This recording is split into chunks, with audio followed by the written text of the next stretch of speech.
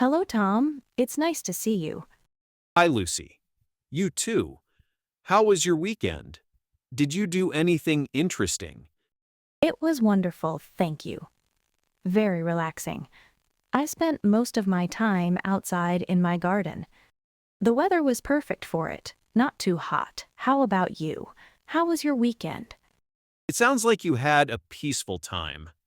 My weekend was very quiet as well, mostly spent indoors. I finally made some progress on a book I've been reading, and I played my guitar for a little while. It was nice to not have any big plans. I agree completely.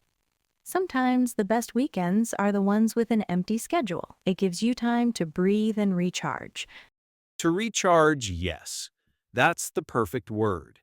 So, you have a garden? I'd love to hear more about it. What got you started with that? Oh, of course. Well, it started very small, actually. A few years ago, a friend gave me a little basil plant in a pot. I kept it on my kitchen windowsill, and I was so proud that I could keep it alive. I loved being able to pick fresh leaves for cooking. Hmm. Fresh basil is the best. Exactly. So the next year, I decided to try a few more things. I planted a small tomato plant in a bigger pot in the backyard, and it just grew from there. Now I have a few raised beds with vegetables and flowers. It has become my favorite hobby. That's a lovely story. From one small plant to a whole garden. It sounds like a very rewarding process. It really is. It's more than just growing food or flowers. It's about being outside, listening to the birds, feeling the sun. It's very calming for the mind. Calming for the mind. I think we all need more of that in our lives. It's so easy to get caught up in being busy. It is. The garden forces you to slow down. You can't rush a plant to grow, you just have to give it what it needs and be patient. Can imagine. So what are you growing at the moment? Let's see. The tomatoes are just starting to turn red, which is very exciting. I also have some cucumbers, lettuce, and of course, a lot of herbs. Wow, that's quite a variety. It must taste so much better than what you can buy in a store. It really does. There's no comparison. The herbs are my favorite. The smell of fresh mint and rosemary in the morning is just incredible. That sounds amazing. Does a hobby like that take up a lot of your time? That's a good question. It can, but it doesn't have to. Some days I might spend a whole afternoon outside if I'm planting something new. But other days, I just spend 10 or 15 minutes watering the plants and checking on them. It's very flexible.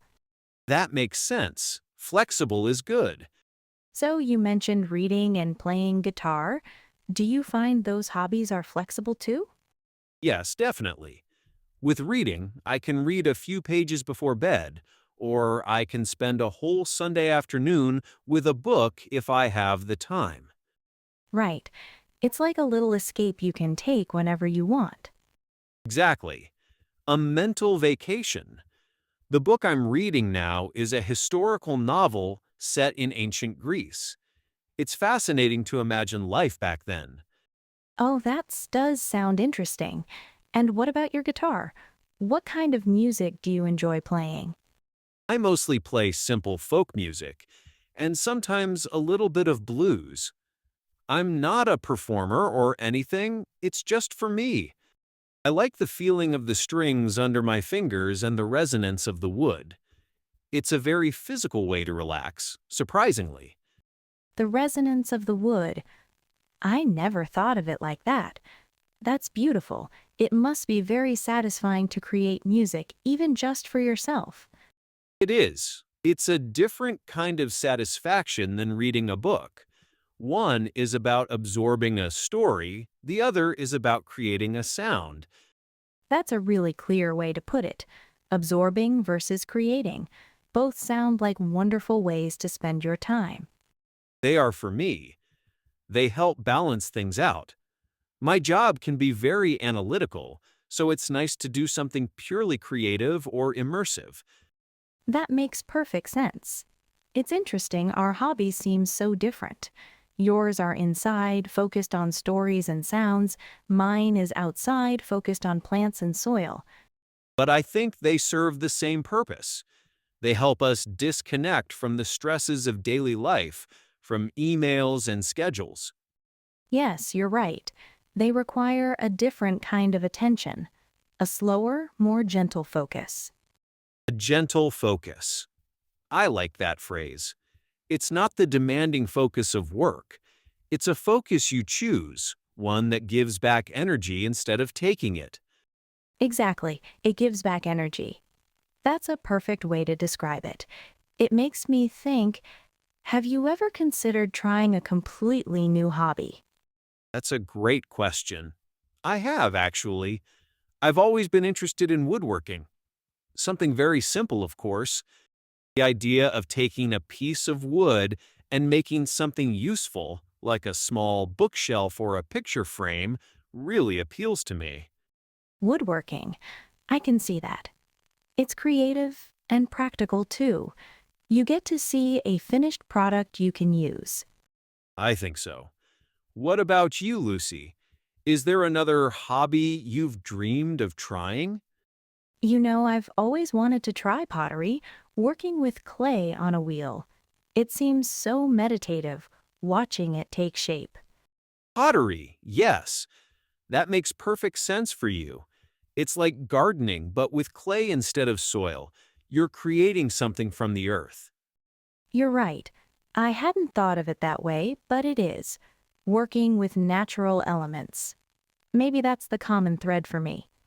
It could be.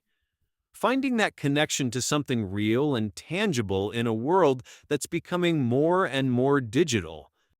Exactly. And I could even make my own pots for my plants. Now that would be bringing your hobbies together full circle. A handmade pot for a homegrown plant. It would. Well, this has been such a nice conversation, Tom. It's so interesting to hear about what people do to find joy and peace. I agree. It's inspiring. You've made me want to look up a beginner's woodworking class. And you've encouraged me to find a pottery studio nearby. Thank you for the wonderful chat. Thank you, Lucy. It was a pleasure. Have a great rest of your week. You too, Tom. Goodbye.